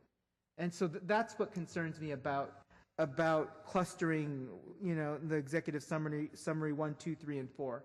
And I would hope that perhaps this is still a work in progress, because I think you're going in the right direction, but it still concerns me that, we're saying you can put window signs, but the reality is people are going to be putting banners because they already have banners, and they're not going to invest in window signs. They're going to keep banners because we don't have code enforcement to go out there and say you can't have those banners up. At some point it's not your grand opening anymore. You've got to invest in that, and that'll contribute to the aesthetics of a neighborhood. So I've said my piece. Thank you. Councilman LICCARDO. Thank you. I'd just like to express support first for the great work staff has done, and express support for the notion of Councilmember Campos that all grand openings should come to an end, and express support for Pete Constant becoming more liberal. Councilmember CAMIS.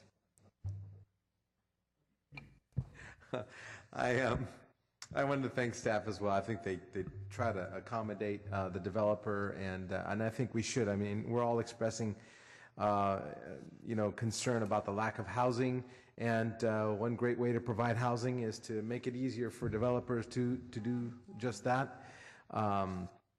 And I'm all for. I mean, you're saying that these developers are looking to develop even more housing, and so I'm very comfortable helping them to do so. Is that correct? They're looking at developing more. Yeah, well, I think just emphasizing some of the points here, what we're talking about is for very large-scale developments in terms of some of these signage changes. And also it's a reflection of the general plan and kind of the built urban environment that we're trying to reflect the kind of the marketplace. The marketplace is changing, and in some ways we're trying to keep up with that marketplace. Yeah, and I want to say that, nothing decreases the cost of housing like excess supply. So I'm very much in favor of helping this, in this sign ordinance and anything that we can do to increase the supply. Thank you. We have a couple of speakers who want to speak on this item. Bob Keefe.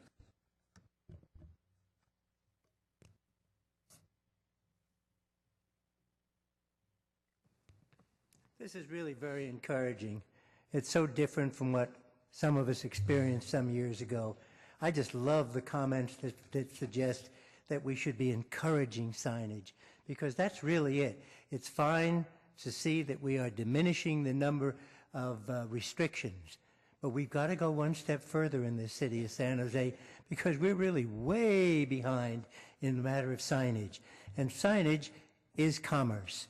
And commerce without signage really isn't very much.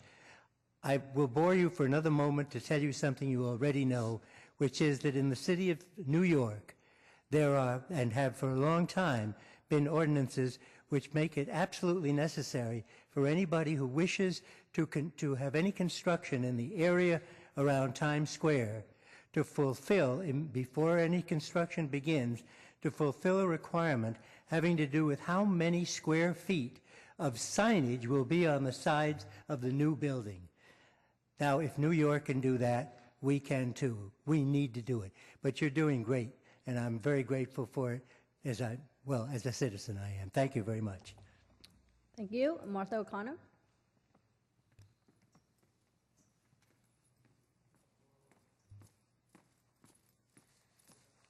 This is one of the few times that I am not prepared to speak to the issue because I didn't read the ordinance in full. I didn't know I was going to speak.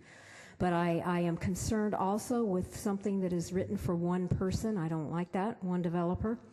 I heard medium and large residential developments defined as 100 or more units. And I also heard that these are to allow people to have individual businesses in their residence. This is a stupid question because I haven't read the ordinance. Does this mean that in mobile home parks that have more than 100 units, that individuals will be allowed to put illuminated signs in their windows advertising an individual business? And if that is included in this ordinance, I'm opposed. I would also suggest that you might want to take a look at the mobile home residency law because I think you can't supersede that. Hopefully, I'm talking about something that you didn't put in your ordinance. Okay, we have a motion for approval. All in favor? Opposed? One opposed, Councilmember Rocha.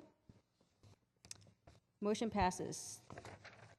We'll now move down to item 7.1, the Master Service Agreement with Hydroscience Engineers Incorporated for engineering consulting services for the San Jose Santa Clara Regional Wastewater Facility. Okay, we have a motion, and we'll have staff report, no speaker cards. All those in favor? Opposed? Hearing none, motion carries. We'll now move down to 9.1, review and discussion of the long-range property management plan.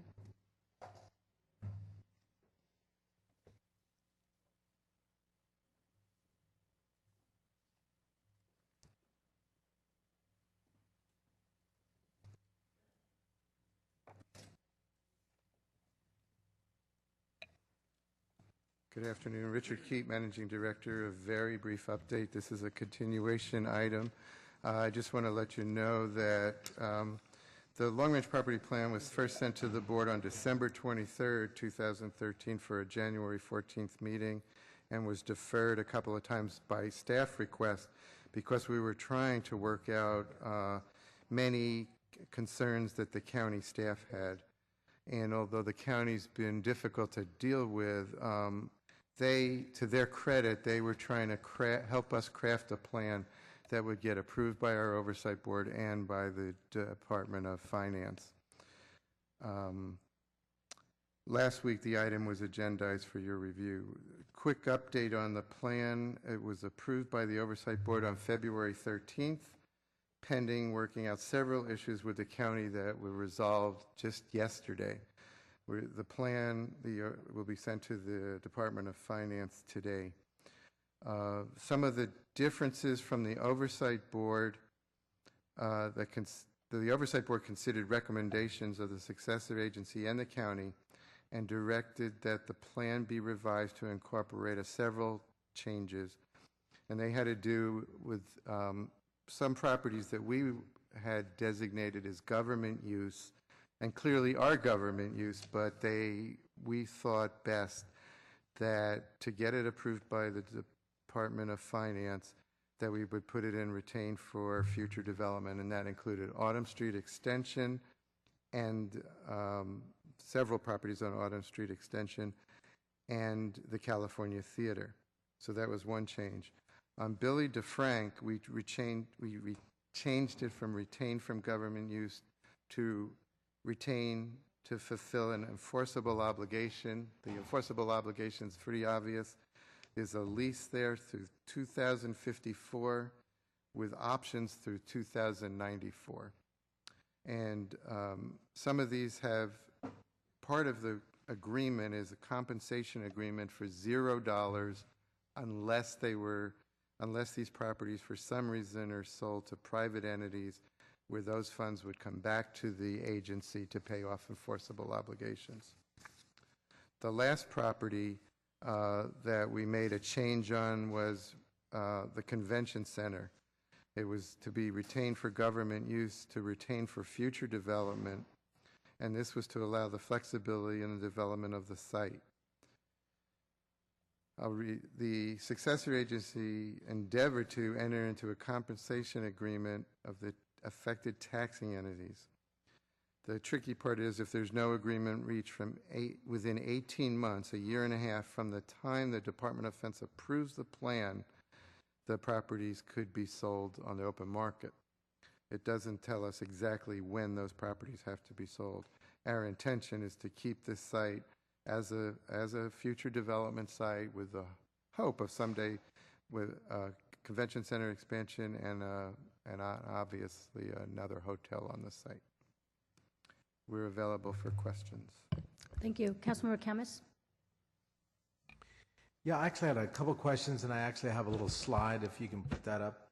On page number 9 of the memo, where you're discussing address number 88 East Santa Clara Street, is that a typo? I think isn't it East San Fernando?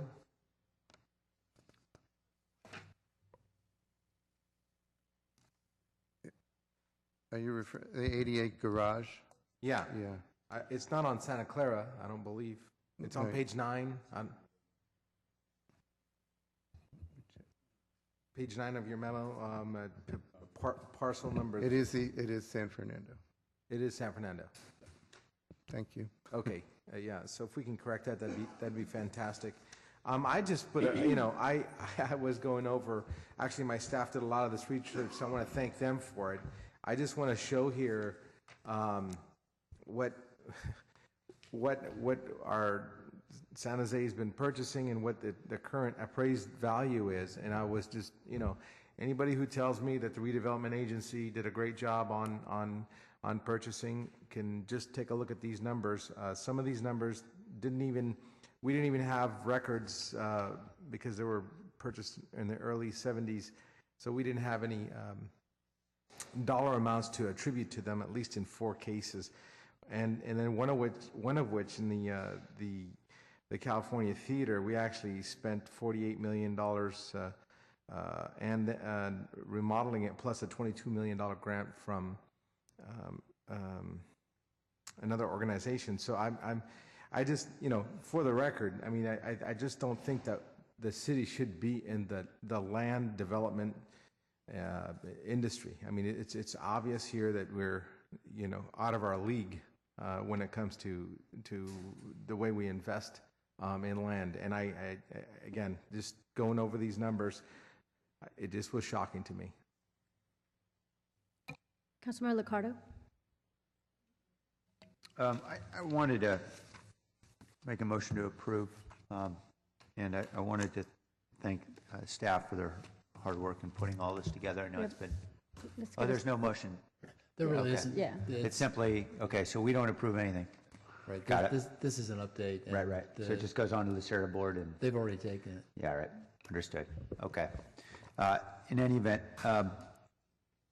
would it be within the Brown Act to be able to ask that it would be agendized to come back to CED with regard to the zoning issues that we discussed in the last week to preserve cultural assets? I was hoping that could come back to CED sometime in the next few months. Absolutely. So we could talk about that status. So I'd like to make that motion then. And council member, I did confirm with the assistant planning director as of this morning that the council's direction on the zoning is taken to heart, and they intend to do those zone changes, change those zoning designations by June 30th, the end of the fiscal year. Fabulous. Next. I'm not sure we have a second to that motion. This is returning to the CD. Okay. We have a motion and a second. All in favor? Opposed? Hearing none. Motion carries. We will now move down to the open forum. And I don't have any speaker cards. That means that we are adjourned and our evening session's canceled. There's one walking up to you right now. Yeah, there's 2 speaker cards being delivered. Sorry about that. Jeff Perdola.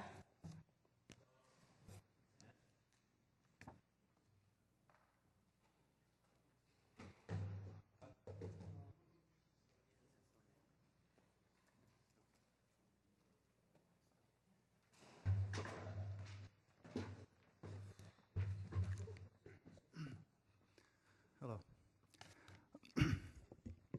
Following a College Park Neighborhood Association meeting last Wednesday, I met with Mark Lipari about the Brown Act. It had been revealed at the board meeting that the CPNA had reached out to Mr. Mascarenas to share specific ideas that haven't been brought up to the general membership of the Neighborhood Association yet. If that isn't covered in the Brown Act, it certainly is in its spirit. A special spin is imparted with such suggestions. If this is true, it isn't the first time. I attempted to verify it by contacting Councilman Oliverio, but haven't been favored with a reply as of press time. The prior time was in 2011 when someone from what may be termed the unofficial CPNA steering committee contacted the city of San Jose about installing an enhanced pedestrian crosswalk across Heading Street.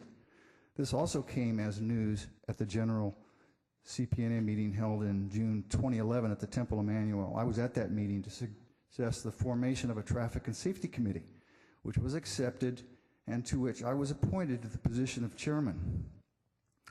All of this comes as background noise to the development projects at Bellarmine, one of which is in the pipeline. I have been in extensive contact with city officials as well as my council representative relative to this current project, but I have not been satisfied with the response. I am here to voice strenuous objection to this proposed development. Until such time as my objections are met and can be countered by a better argument, it is impossible for the city council to even consider this proposal. Thank you. Dino Milano.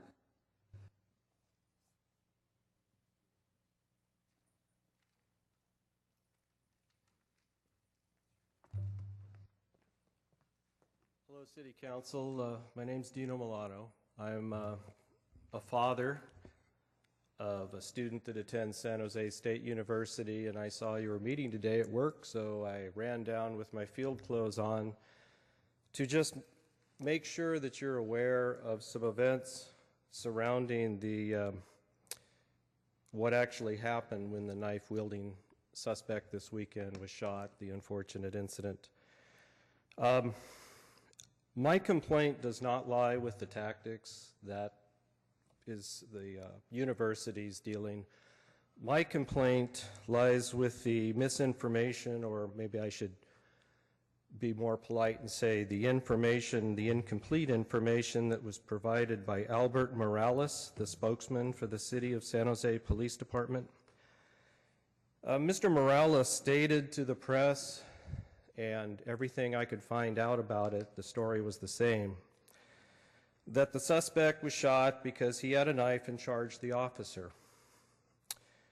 Well, that's not the complete picture. And I want to make you folks aware that what he failed to mention, which I consider pretty significant, is that the officer's first bullet passed through a second-floor bedroom that was occupied by my daughter and her roommates at the time. Thank God nobody was injured, but I consider this significant information that the City Police Department had no reason not to report. Now, I fail to see why he wouldn't disclose that information because it wouldn't hinder an investigation. We're not talking about other potential suspects that might be arrested, so we don't want to give information out. I don't see how it could jeopardize an ongoing investigation or the prosecution of a suspect that's already been arrested. Now, I support law enforcement. I feel it's a difficult job. I'm sorry, sir, but your time is up. Okay. And that concludes the public comment. That concludes our meeting. We are adjourned.